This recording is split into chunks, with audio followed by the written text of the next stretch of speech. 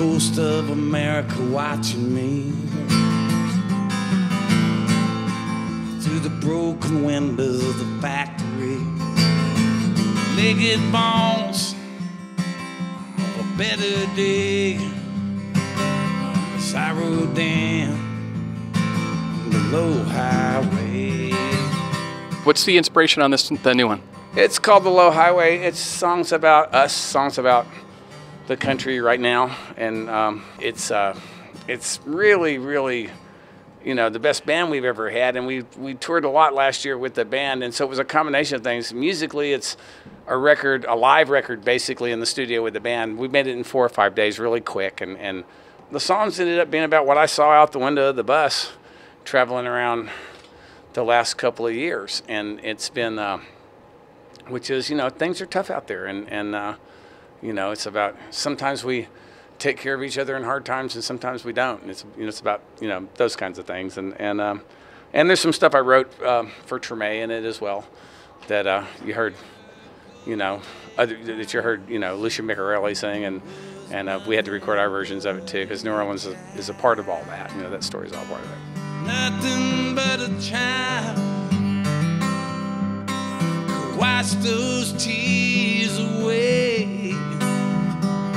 Guide a weary world into the light of day, and nothing but a child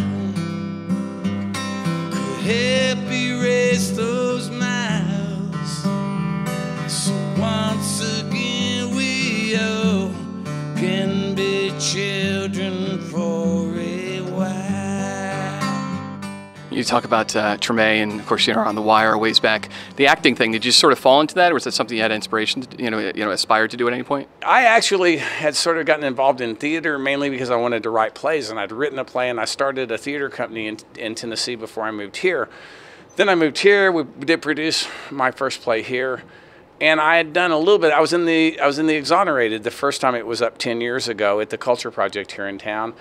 And I was in the first season of The Wire, and that was totally, David Simon had a character that he thought I could play because it's a redneck recovering addict that didn't require any acting. So I read for it, and I got the part.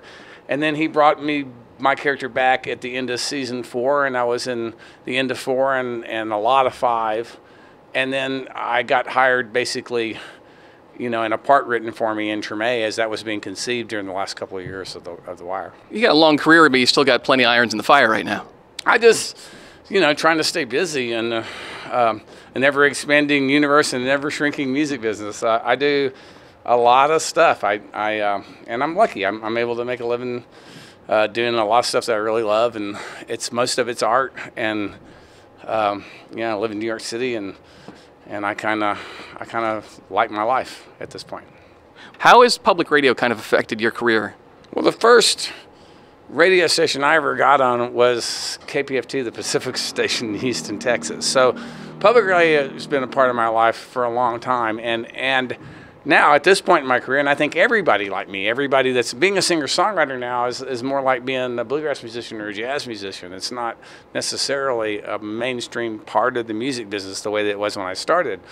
And so now more and more, it's public radio stations are where I'm actually played. And you know, it's been a part of my life, you know, as long as I've been making records. Now the D got a chopper in here. We got screaming I'm back over there. And I think your teeth, Charlie, don't you know? Better stay away from Copperhead Road.